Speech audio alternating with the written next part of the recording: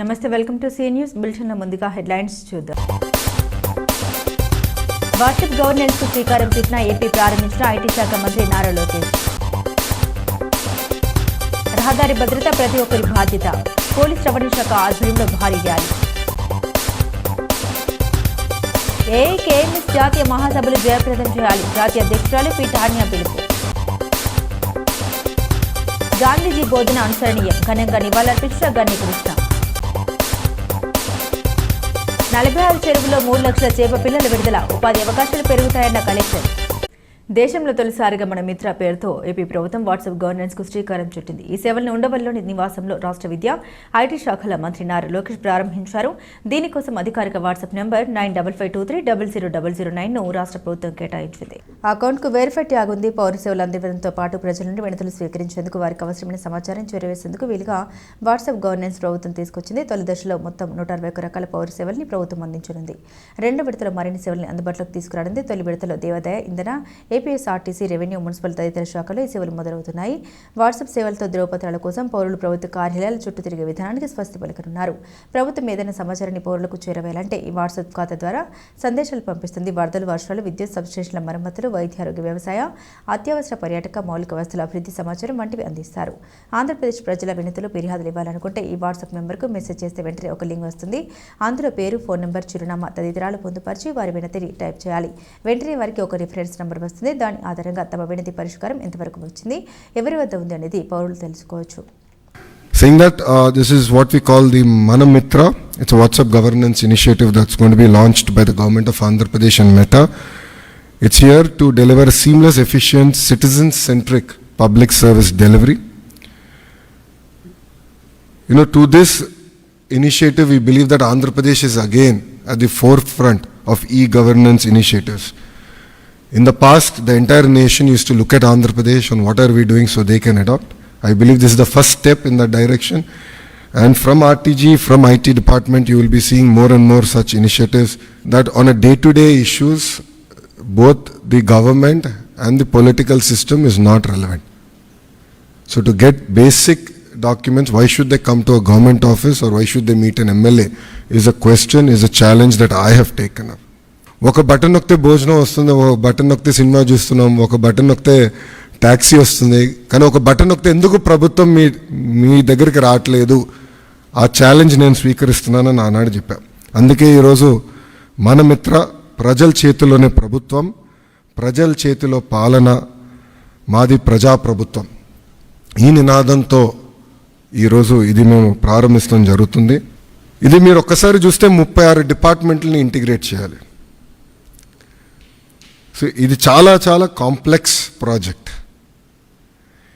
మొదటి విడతలో 161 services launch చేస్తున్నాం. మా టీం చెప్పొద్దన్నారు, బట్ నేను చెప్తున్నాను ఈరోజు రెండో విడతలో 360 సర్వీసెస్ మేము లాంచ్ చేస్తాము. There is no debate, no discussion, we will launch. So ప్రజలకి ప్రభుత్వం మధ్యన ఇదొక ప్లాట్ఫామ్గా ఏర్పాటు చేసి రియల్ టైం సర్టిఫికేట్స్ వాళ్ళకి డెలివర్ చేసే బాధ్యత మన ప్రజాప్రభుత్వం తీసుకుంటుంది. ఒక పక్కన రెవెన్యూ సర్వీసెస్, రెండో పక్కన మున్సిపల్ సర్వీసెస్, మూడోది ఎండోమెంట్. అంటే దేవాలయాల్లో కూడా టీటీడీ మినహా అన్ని దేవాలయాలు వచ్చినాయి. రెండో విడతలో టీటీడీ కూడా ఈ సర్వీసెస్లోకి వస్తుంది. దేవుడు ఆశీస్సులు ఉంటే ఈ సర్వీసులోకి వస్తుంది. అంతేకాకుండా ఇప్పుడు సెలెక్షన్ నంబర్కి వెళ్ళి సెలెక్షన్ ఉంటుంది, మీరు సెలెక్ట్ చేయాలి. నెక్స్ట్ ఫేజ్లో ఏఐ బాట్ మేము అమలు చేస్తాం. సింపుల్గా మీరు వెళ్ళి నాకు బస్ టికెట్ ఈ ఊరు నుంచి ఈ ఊరికి రావాలంటే సింపుల్గా డన్, ఇది ప్రైస్, మీరు డబ్బులు కట్టండి, bus ticket will be issued. అట్లా ఏఐ బాట్ పెట్టాలని మేము నిర్ణయం తీసుకున్నాం. రెండో విడతలో చేద్దాం అనుకున్నాం. అంతేకాకుండా వాయిస్ కూడా, అంటే ఇంగ్లీషే కాకుండా తెలుగు భాషలో కూడా డైరెక్ట్గా చెప్తే సిస్టమ్ రెస్పాండ్ అయ్యే విధంగా చేయాలని మేము నిర్ణయం తీసుకున్నాం.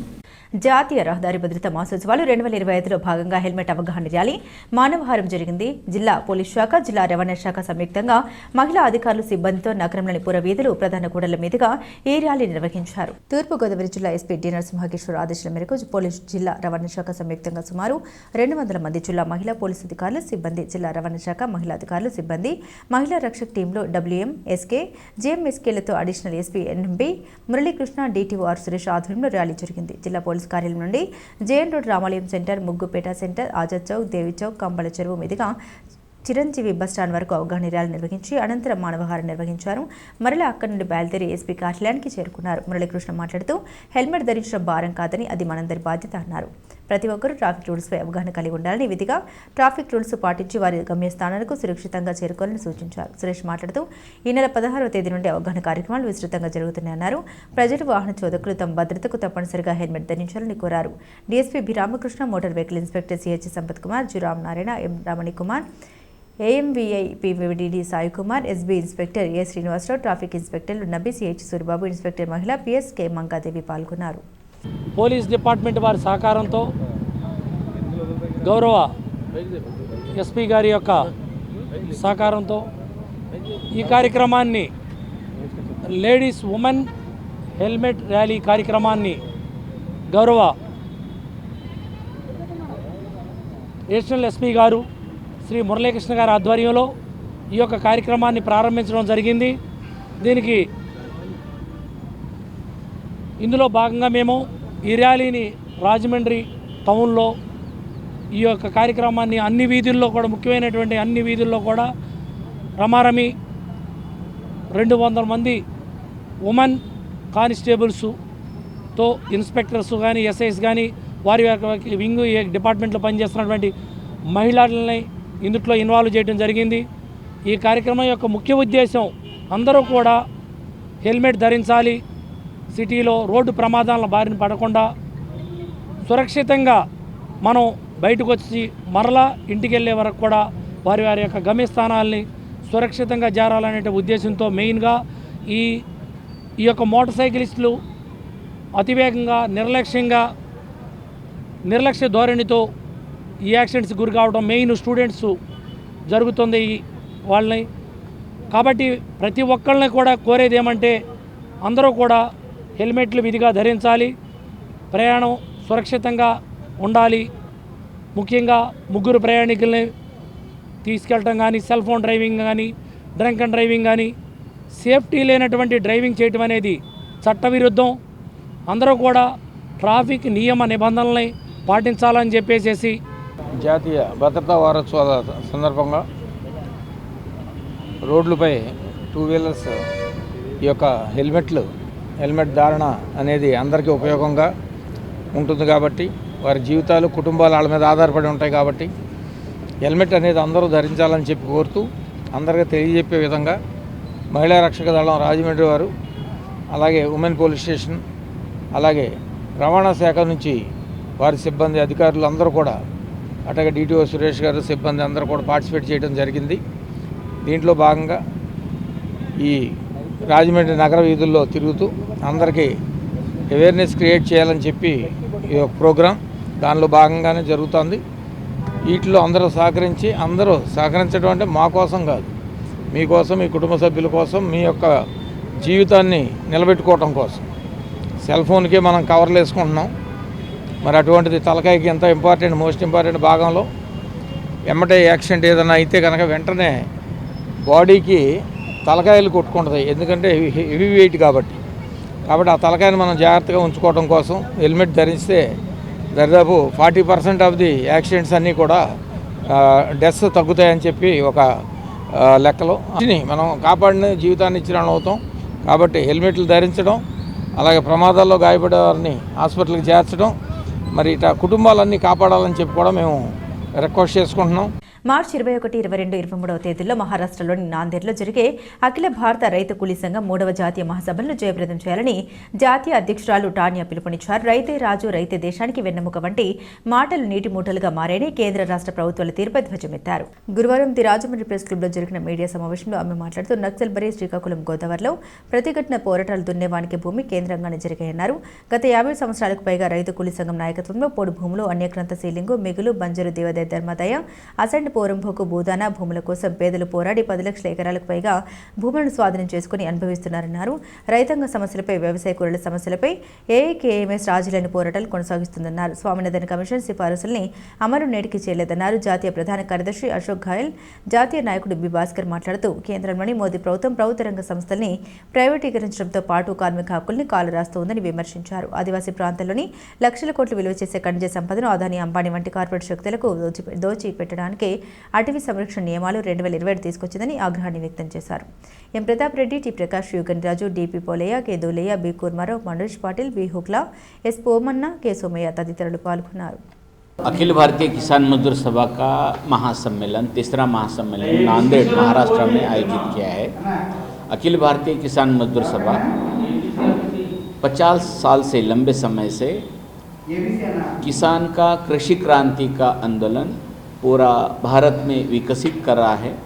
भूमिहीन किसानों के बीच में जमीन का बंटवारा करना, आदिवासी, दलित, जंगल जमीन, गायरान जमीन, परंपुक जमीन का पट्टा लैंड के लिए कृषि मूल्य, कृषि किसान मजदूरों को वेतन और कृषि का सिंचाई विकास,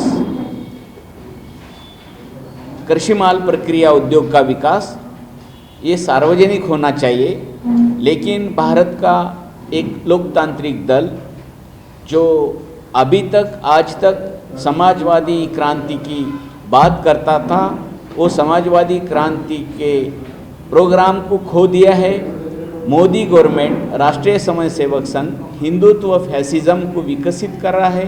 हिंदुत्व फैसिज्म भारत में कम्युनल फोर्सेस को विकसित करना, कैपिटल पावर को अधिकतम नफ़ा कमाने के लिए सपोर्ट करना और साम्राज्यवाद के हित के लिए भारत की सियासत चल रही है। అఖిల భారత రైతు కూలీ సంఘం జాతీయ మహాసభ మహారాష్ట్రలో నాందేడ్ జిల్లాలో మార్చి 21, 22, 23, 2025న జరుగుతూ ఉంది. దానికి ప్రధానంగా రైతాంగం భారీ ఎత్తున వచ్చి ఆ సభను విజయవంతం చేయాలని చెప్పేసి మేము పిలుపునిస్తూ ఉన్నాం. ప్రధానంగా ఈరోజు దేశంలో మోడీ ప్రభుత్వం ఇన్లీగల్గా ఈ వర్క్ చేస్తూ రైతాంగాన్ని నడ్డి విరుస్తుందనేటువంటిది మేము చెప్తా ఉన్నాం. ఎందుకనంటే ఇక చట్టంలో ఉన్నటువంటి హక్కుల్ని కాలరాస్తున్నటువంటి ప్రభుత్వం, అడవి హక్కుల చట్టం ప్రకారంగా రైతులకు పట్టాలు ఇచ్చేది పోయి ఈరోజు అడవి నుంచి ఆదివాసుల్ని వెళ్ళగొట్టే విధంగా ఈరోజు మోడీ ప్రభుత్వం కానీ ప్రాంతీయంగా ఉన్నటువంటి ఈ ప్రభుత్వాలన్నీ కూడా ఇదే విధంగా ఉన్నాయి. హామీలు అనేటువంటి ఒక నీళ్ళ మీది మూటలుగా ఉన్నాయని చెప్పేసి ఈ మహాసభలో మేము తెలియజేస్తాం. ఏఐకేఎంఎస్ ప్రథమ మహాసభ ఈ రాజమండ్రి నగరంలోనే భారీ ఎత్తున నిర్వహించుకున్నాం 2000 సంవత్సరంలో. తర్వాత 2005లో పంజాబ్లో ఈ జలంధర్లో 2వ మహాసభ జరిగింది. 3వ మహాసభ ప్రస్తుతం మహారాష్ట్రలోని నాందేడ్ జిల్లా కేంద్రంలో జరపాలని నిర్ణయించుకున్నాం. కామ్రేడ్స్, ఈరోజు పరిస్థితి గమనించినట్లయితే మొత్తం కేంద్ర రాష్ట్ర ప్రభుత్వాలు అందరూ కూడా పెట్టుబడి పరిశ్రమలు అని చెప్పి చేస్తున్నారు తప్ప గతంలో ప్రపంచీకరణకు ముందు నామమాత్రంగా అయినా కానీ భూ సంస్కరణల గురించి, పేదవాడి భూమి పంపకం గురించి మాట్లాడేవాళ్ళు. కానీ ఇప్పుడు మొత్తానికి దాని ఎజెండానే ఎత్తేసుకుని అసలు చంద్రబాబు గారి దగ్గర నుంచి, జగన్ దగ్గర నుంచి, మోడీ దగ్గర నుంచి ఎవరు కూడా రైతు సమస్యలు, వ్యవసాయ కూలీల సమస్యలు, భూమి పంపిణీ సమస్యలు ఎత్తడం లేదు. ఎప్పుడో 1982లో సుప్రీంకోర్టు తీర్పిచ్చింది భూ సంస్కరణ చట్టాన్ని సవరించి భూమి లేనటువంటి వాళ్ళకి భూమి పంచాలని చెప్పి అన్ని వివరాలు ఆదేశించింది. అయినా ఇన్ని సంవత్సరాలు దాన్ని ఎవరు కూడా పట్టించుకోలేదనేది మనం దృష్టిలో పెట్టుకోవాలి. నేటి సమాజానికి మహాత్మా గాంధీ బోధనలు అనుసరణీయమని టీడీపీ రాష్ట్ర ప్రధాన కార్యదర్శి గూడమాజు చైర్మన్ గన్ని కృష్ణ అన్నారు. మహాత్ముడి వర్ధంతి సందర్భంగా కమ్మళ్ళ చెరువు వద్దనున్న గాంధీ విగ్రహానికి గన్ని కృష్ణ, టీడీపీ రాష్ట్ర కార్యదర్శి కాశీ నవీన్ కుమార్ పూలమాల వేసి నివాళులర్పించారు. ఈ సందర్భంగా ఆయన మాట్లాడుతూ తెల్లదొరల పాలన నుండి భారతదేశానికి విముక్తి కల్పించడానికి మహాత్మా గాంధీ చేసిన పోరాటం స్ఫూర్తిదాయకమన్నారు. అహింసా సిద్ధాంతంతో ఆయన చేసిన పోరాటం ఆదర్శనీయమని, దేశానికి స్వాతంత్రాన్ని సముపార్జించడంలో ఆయన చేసిన కృషి మరవలేనిదన్నారు. గాంధీజీని విదేశాల్లో ఆదర్శవంతంగా తీసుకుంటున్నారని, అది భారతీయులందరికీ గర్వకారణమన్నారు. ఈరోజు ప్రపంచవ్యాప్తంగా గాంధీజీ సేవల్ని ప్రజలందరూ స్మరించుకుంటున్నారని పేర్కొన్నారు. ఈ కార్యక్రమంలో మాజీ corporator Padmashali, corporation director Tangella Bobby, party నాయకులు జక్కంపుడి అర్జున్, మల్ల వెంకటరాజు, కేవీ శ్రీనివాస్, సింహాద్రి కోటి లింగేశ్వరరావు, వానపల్లి శ్రీనివాసరావు, జీ కొండబాబు, సింహాద్రి సతీష్, బర్ల గిరిజ, మిర్తిపాటి అశోక్, సింహాద్రి లోకేష్ తదితరులు నివాళులర్పించారు. మహాత్మా గాంధీ అమరుడైన రోజు ఈరోజు దేశమంతా, దేశంలో కానీ విదేశాల్లో అందరి చోట్ల కూడా అంతర్జాతీయంగా కూడా శాంతి దూతగా మహాత్మా గాంధీ జీవిత మార్గాన్ని ఎంతోమంది అనుసరించారు. అక్కడ మార్టిన్ లూథర్ కింగ్ లాంటి గొప్ప వ్యక్తులు కూడా మహాత్మా గాంధీ జీవితమే మాకు ఆదర్శం అని వాళ్ళ దేశాల్లో వాళ్ళు కార్యక్రమాలు చేయడం జరిగింది. కాబట్టి మనం చాలా గర్వపడాలి. మన భారతదేశంలో మహాత్మా గాంధీ గారు జాతి వివక్షకు వ్యతిరేకంగా ఆయన దక్షిణాఫ్రికాలో సాగించిన పోరాటం కూడా అందరూ కూడా ఆదర్శంగా తీసుకోవాల్సిన అవసరం ఉంది. ఈ రోజున మహాత్మా గాంధీ గారు వర్ధంతి రోజున ఆయన అనుసరించిన మార్గం, ఎందుకంటే మహాత్మా గాంధీ గారి బోధలే మన ఇప్పటికీ కూడా అనుసరణీయం, మన దేశ ప్రజలందరికీ కూడా అనుసరణీయమని సందర్భంగా తెలియజేసుకుంటూ అందరికీ మహాత్మా గాంధీ గారికి ఆయన స్మృతికి నివాళులు అర్పించుకున్న జోహార్ తెలియజేసుకుంటాం. జిల్లా మత్స్యశాఖ ఆధ్వర్యంలో ప్రధానమంత్రి మత్స్య సంపద యోజన పథకం ద్వారా 3,23,820 చేప పిల్లల్ని 5 నియోజకవర్గాల్లో 46 మైనర్ ఇరిగేషన్ చెరువుల్లో మత్స్యకారుల సొసైటీలకు అందుబాటులో ఉండే విధంగా చేప పిల్లల్ని విడుదల చేయడం జరిగిందని కలెక్టర్ పి ప్రశాంతి పేర్కొన్నారు. గురువారం రాజనగరం మండలం నందరాడ గ్రామ పంచాయతీ అడుసుమిల్లి వెంకయ్య చెరువునందు చేప పిల్లల విడుదల కార్యక్రమంలో జిల్లా కలెక్టర్ పి ప్రశాంతి అధికారులతో కలిసి ప్రారంభించారు. ఈ సందర్భంగా కలెక్టర్ మాట్లాడారు. చేప పిల్లల్ని రాష్ట్ర ప్రభుత్వం ఉచితంగా మత్స్యకార సహకార సంఘాలకు సరఫరా చేయడం జరుగుతుందన్నారు. దీనివల్ల జిల్లాలో మైనర్ ఇరిగేషన్ చెరువుల్లోని చేపల ఉత్పత్తితో పాటుగా ఉత్పాదకత పెరుగుతుందన్నారు. నీటి వనరులు పూర్తిగా వినియోగించుకున్నట్టుకు వీలవుతుందన్నారు. ఈ చేప పిల్లల విడుదల వల్ల 32 మత్స్యకారుల సహకార సంఘాల్లో ఉన్న 5,300 కుటుంబాలకు జీవనోపాధి మెరుగుపడి ఉపాధి అవకాశాలు పెరుగుతాయన్నారు. చేప పిల్లల్ని బయట కొనుగోలు చేస్తే ఆర్థిక పరంగా సొసైటీలకు కొంత భారం అవుతున్న నేపథ్యంలో ప్రభుత్వమే సీడ్స్ను మత్స్యకార సొసైటీలకు అందిస్తుందన్నారు. 3-4 నెలల్లో చేప పిల్లలు పెరిగి వారు పట్టుకోవడానికి అందుబాటులో వస్తాయని, తద్వారా ఆదాయం సమకూరుతుందన్నారు. గ్రామీణ ప్రాంతాల్లో చేపలు అధికంగా లభించడం వల్ల ప్రజలకు మంచి ప్రోటీన్ గల తాజా ఆహారం అందుబాటు ధరల్లో లభిస్తుందన్నారు. జిల్లా మత్స్యశాఖ అధికారి వి కృష్ణారావు, జిల్లా మత్స్య సహకార సంఘం ప్రెసిడెంట్ బల్సాడి రంగారావు, సొసైటీ సభ్యులు తదితరులు పాల్గొన్నారు. గోదావరి జిల్లా వ్యాప్తంగా 46 ట్యాంక్స్లో మత్స్యకార సొసైటీలు అందరికీ కూడా అందుబాటులో ఉండేటట్టుగా 3,23,000 చేప పిల్లలను విడిచిపెట్టడం జరుగుతుంది. మనకి ఈరోజు మార్నింగే మనకి అక్కడ నుంచి సీడ్ చేప పిల్లలు రావడం జరిగింది. సో అది ఈ రోజు అంతా కూడా మనం ఈ 46లో ఈ యాక్టివిటీస్ కంప్లీట్ చేయాలి అని అనుకుంటున్నాం. దీనివల్ల మనకి 36 మత్స్యకార సంఘాలు అనేది బెనిఫిట్ అవ్వడం జరుగుతుంది. వాళ్ళ 5,300 కుటుంబాలకి ఇది చాలా ఉపయోగకరంగా ఉంటుంది. దీనివల్ల ఏంటంటే వాళ్ళకి ఏదైతే సీడ్ బయట పర్చేస్ చేస్తే వాళ్ళకి కొంచెం ఆర్థికంగా భారం అవుతుంది కాబట్టి మనం గవర్నమెంట్ ద్వారా సప్లై చేసి ఇస్తున్నాం. అలానే ఇది చాలా క్వాలిటీ చెక్ కూడా క్రాస్ అయ్యి వస్తుంది కాబట్టి మోర్టాలిటీ రేట్ కూడా చాలా తక్కువ ఉంటుంది గవర్నమెంట్ ద్వారా సప్లై చేసిన సీడ్ అయితే. ప్రైమ్ మినిస్టర్ మత్స్య సంపద యోజన కింద. అలానే ఇప్పుడు మనకి ఇన్లాండ్ ట్యాంక్స్ అయితే ఎగ్జిస్టింగ్ ట్యాంక్సే మనం వాడుతున్నాం. మన ఫిషరీస్ కంట్రోల్లో ఉన్నవి కానీ అదర్వైజ్ పంచాయతీ కంట్రోల్లో ఉన్నవి. అలానే ఇప్పుడు లేటెస్ట్గా గవర్నమెంట్ మనకు కొన్ని గైడ్లైన్స్ కూడా ఇచ్చారు. ప్రైవేట్గా ఏవైతే ఆక్వా చేసుకుంటున్నారో ఆక్వా జోన్లో లేకుండా చేసుకునే వాళ్ళకి ఆక్వా జోన్లో రావడానికి పర్మిషన్ ఇవ్వడం జరిగింది. ఆ గైడ్లైన్స్ మేరకు ఇప్పుడు మనం గ్రామ సభలు కూడా కండక్ట్ చేసుకొని ఎవరు ఆక్వా జోన్లోకి వస్తారు అనేది మనము వాళ్ళ అప్లికేషన్స్ తీసుకుంటున్నాం. ఆక్వా జోన్లోకి వచ్చిన వాళ్ళందరికీ కూడా సబ్సిడీ అనేది ఇవ్వడం జరుగుతుంది.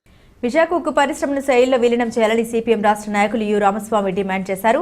సిపిఎం రాష్ట్ర మహాసభల సందర్భంగా చేపట్టిన విశాఖ స్టీల్ ప్లాంట్ రక్షణ జాథా రాజమహేంద్రవరం చేరుకుంది.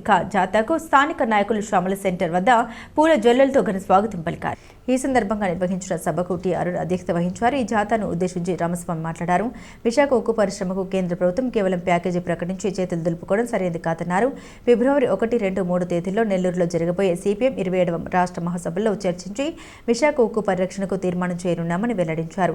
రాష్ట్ర నాయకులు జి. శ్రీనివాసరావు మాట్లాడుతూ ఉక్కు పరిశ్రమను ప్రైవేటీకరణ చేసేందుకు కేంద్రంలోని బీజేపీ ప్రభుత్వం చేసిన కుట్రపూరిత విధానాన్ని వివరించారు. సిపిఎం రాష్ట్ర నాయకులు ఎన్ రామారావు మాట్లాడుతూ రాష్ట్రానికి ద్రోహం చేస్తున్నప్పటికీ గత రాష్ట్ర ప్రభుత్వాలు చోద్యం చూస్తున్నాయని మండిపడ్డారు. రాష్ట్ర నాయకులు Y Ramu, B Mahesh, U Somesh, జిల్లా కమిటీ కార్యదర్శి వర్గ సభ్యులు Juvvala Rambabu, T Tulasi, B Pavan, N Raja, Sundarababu, B Purnimaraju, Rani, Polna Venkateswararao, SS Murthy, Savitri, Tatarao, Rambabu పాల్గొన్నారు. సిపిఎం పార్టీ సీనియర్ నాయకులు, విశాఖ ఉక్కు పోరాట నాయకుడు కామ్రేడ్ సేత్ నరసింహరావు గారు నిన్న ప్రారంభించారు. ఈ ప్రచార జాత నిన్న రాత్రి అక్కడ బయలుదేరి అనకాపల్లి జిల్లా, కాకినాడ జిల్లాలో ఈ జాత పర్యటిస్తూ ఈరోజు మన తూర్పుగోదావరి జిల్లాలోకి వచ్చింది. ఈ జాతా సందర్భంగా ఈ జాతాలో కామ్రేడ్స్ అందరూ సిపిఎం పార్టీ రాష్ట్ర మహాసభలు నెల్లూరులో ఫిబ్రవరి 1, 2, 3 తారీఖుల్లో జరుగుతూ ఉన్నాయి. ఈ మహాసభలు సహజంగా ఇతర పార్టీల మహాసభలు అంటే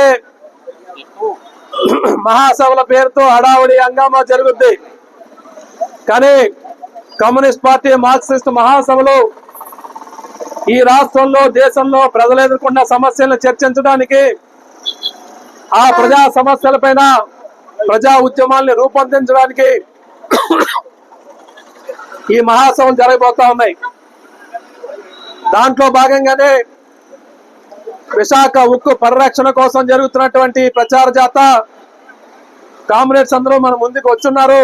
కొలమూరు కొంతమూరు మధ్యలో ఉన్న రహదారిని ఆనుకుని పెట్రోల్ బంక్ వద్ద పద్మాక్షి నగర్లో వడలి కుమార్ శర్మ ఆధ్వర్యంలో నవమ వార్షిక పక్ష దీక్షాశ్రత చండీ సహిత సూర్య ఆరాధన గురువారం ఘనంగా ప్రారంభమైంది. అమ్మవారికి శాస్త్రోక్తంగా పూజలు నిర్వహించారు. ఫిబ్రవరి 12వ తేదీ బుధవారం వరకు ప్రతిరోజు ఉదయం 8 గంటల నుండి ప్రతిరోజు త్రిత్య, మహాసౌర, అరుణ, సూర్య నమస్కారాలు, చండీ హోమాలు, ఇతర ఆధ్యాత్మిక కార్యక్రమాలు నిర్వహిస్తామని, ఉదయం 11:30 సూర్యతీర్థం ఇస్తామని కుమార్ శర్మ తెలిపారు. మాఘమాసంలో సూర్య ఆరాధన ఎంతో ముఖ్యమని, అందుకే గత 8 ఏళ్లుగా నిర్వహిస్తున్న సూర్య ఆరాధనలో భక్తులు పాల్గొని సూర్యతీర్థం స్వీకరించి తరించారని ఆయన తెలిపారు. ఫిబ్రవరి 4వ తేదీ రథసప్తమి సూర్య జయంతి సందర్భంగా స్వామివారికి పంచామృత అభిషేకం, విశేష పుష్పాలతో అర్చన ఉంటాయని తెలిపారు. 8, 9, 10వ తేదీలో మహాలక్ష్మి ఆరాధనలో భాగంగా సకల దారిద్ర్య నివృత్తి, ఐశ్వర్య ప్రాప్తి కోసం తామర పువ్వులతో మహాలక్ష్మి హోమం నిర్వహించనున్నట్లు తెలిపారు. 12వ తేదీన పూర్ణాహుతి, ప్రసాద వితరణ ఉంటాయని తెలిపారు. ఈ కార్యక్రమంలో భక్తులు పాల్గొని తీర్థ ప్రసాదాలు స్వీకరించి భగవత్ అనుగ్రహం పొందాలని కుమార్ శర్మ కోరారు.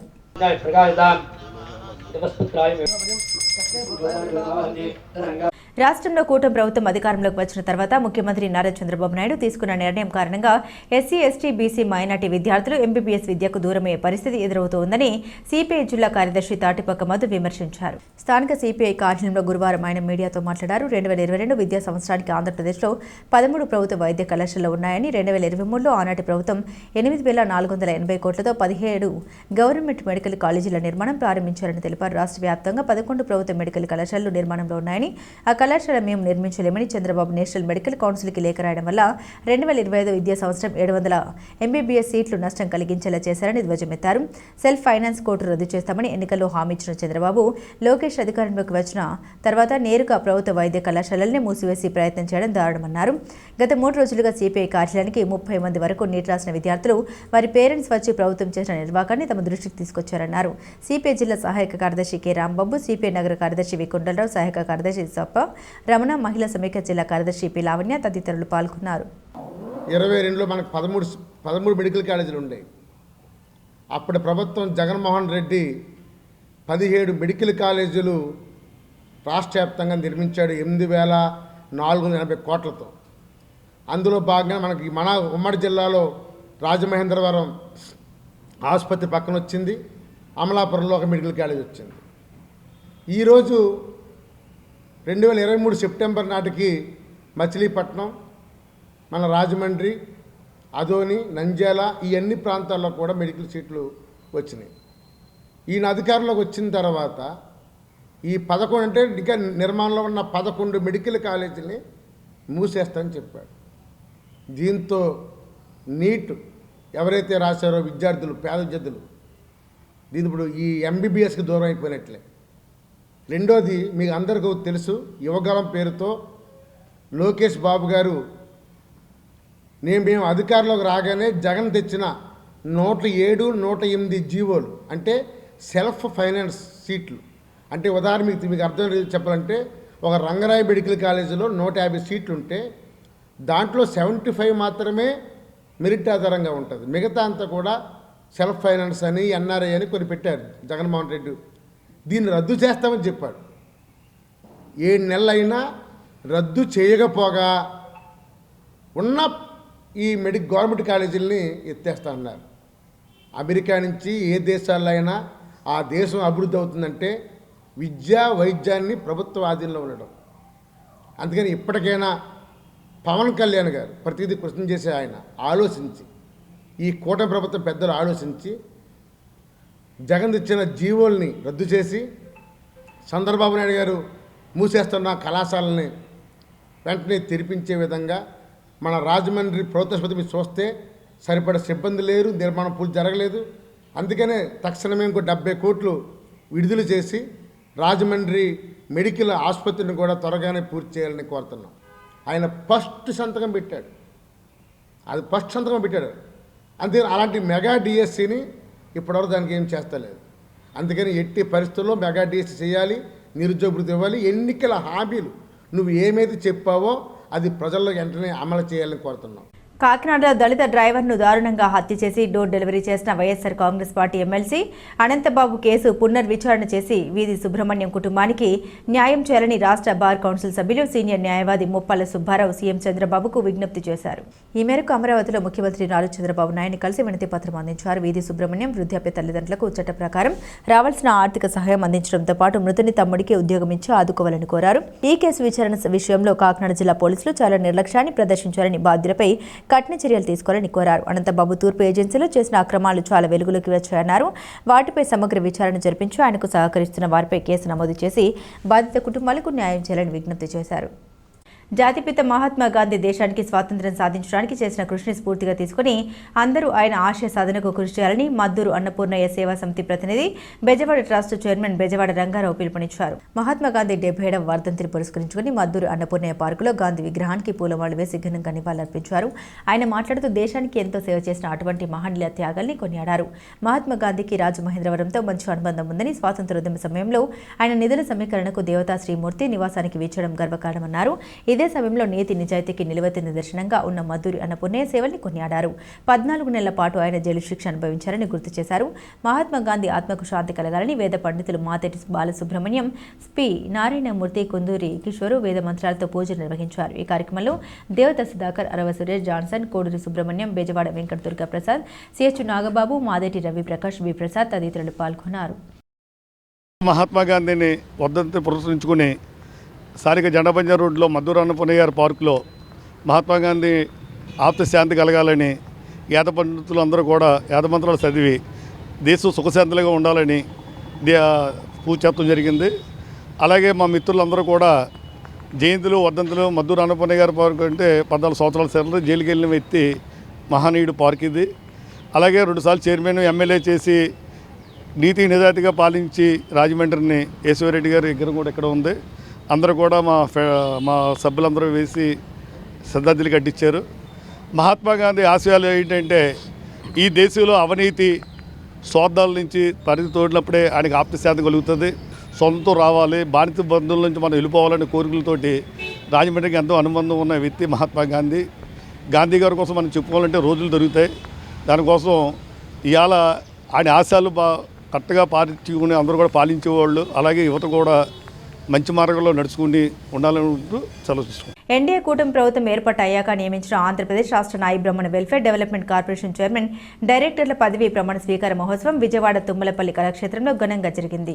చైర్మన్ రుద్రకోటి సదాశివం, డైరెక్టర్ యానాపు యేసు, సురవరపు నాగరాజు తదితర డైరెక్టర్లతో బీసీఐ&డి corporations joint managing director G Umadevi ప్రమాణ స్వీకారం చేయించారు. Vijayawada MP Sivanath, Andhra Pradesh Swachhata corporation chairman Pattabhi Pamaru, MLA Varla Kumar Raja, TTD board member Vaidyam Shantaram, Nayee Brahmana corporation తొలి chairman Inkonda Subrahmanyam, police department సంక్షేమ సంస్థ మాజీ చైర్మన్ నాగుల్ మీరా తదితరులు అతిథులుగా పాల్గొన్నారు. తొలుత జాతీయ త్రిశక్తి మహిళా నాదస్వర బృందం, కచేరీ, బాలికలచే కూచిపూడి, భరతనాట్యం తదితర కార్యక్రమాలు జరిగాయి. ముఖ్యంగా రాజమండ్రి నుండి 2 బస్సులు హాజరయ్యారు. భక్తులు మాట్లాడుతూ కూటమి తరపున కార్యకర్తలను గుర్తించి నాయ బ్రాహ్మణ కార్పొరేషన్లో నియమించినందుకు ముఖ్యమంత్రి చంద్రబాబు, ఉప ముఖ్యమంత్రి పవన్ కళ్యాణ్, మంత్రి నారా లోకేష్, రాష్ట్ర బీజేపీ అధ్యక్షురాలు రాజమండ్రి ఎంపీ దగ్గుబాటి పురంధేశ్వరులకు కృతజ్ఞత తెలిపారు. జాతిపిత మహాత్మా గాంధీ 78వ వర్ధంతి కార్యక్రమాన్ని రాజమహేంద్రవరం జిల్లా ప్రభుత్వ ఆసుపత్రిలో ఘనంగా నిర్వహించారు. ప్రభుత్వ ఆసుపత్రి ఆవరణలో ఉన్న మహాత్ముడి విగ్రహానికి ఆసుపత్రి వైద్యులు, సిబ్బంది పూలమాలు వేసి నివాళులర్పించారు. మహాత్మా గాంధీ చూపిన మార్గంలో అందరూ పయనించాలని ప్రభుత్వ ఆసుపత్రి సూపరింటెండెంట్ డాక్టర్ సూర్యప్రభ సూచించారు. ఆయన దేశానికి స్వాతంత్ర్యం సాధించడానికి అహర్నిశలు పడిన కష్టాన్ని స్ఫూర్తిగా తీసుకుని నేడు సమాజంలో అందరూ ప్రజలకు సేవలు అందించాలని ఆకాంక్షించారు. ప్రభుత్వ ఆసుపత్రి ద్వారా రోగులకు మెరుగైన సేవలు అందించేందుకు సహకరించాలని విజ్ఞప్తి చేశారు. Deputy superintendent doctor Krishnamraju, RMO doctor Pranav, civil assistant surgeon doctor Alekhya, nursing superintendent K Lakshmi, Desireddy Balaramanaidu, ఇతర సిబ్బంది పాల్గొన్నారు. బులెటిన్ ముగించే ముందు హెడ్లైన్స్ మరోసారి. వాట్సాప్ గవర్నెన్స్ కు శ్రీకారం చుట్టిన ఏపీ ప్రారంభించిన ఐటీ శాఖ మంత్రి నారా లోకేష్. రహదారి భద్రత ప్రతి ఒక్కరి బాధ్యత, పోలీస్ రవాణా శాఖ ఆధ్వర్యంలో భారీ ర్యాలీ.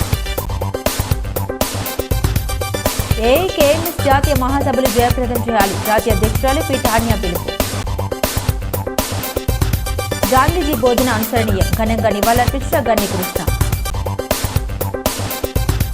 46 చెరువుల్లో 3 లక్షల చేప పిల్లల విడుదల, ఉపాధి అవకాశాలు పెరుగుతాయన్న కలెక్టర్. ఇవి ఈ బులెటిన్ అప్డేట్స్. మరిన్ని అప్డేట్స్ కోసం చూస్తూనే ఉండండి సీ న్యూస్.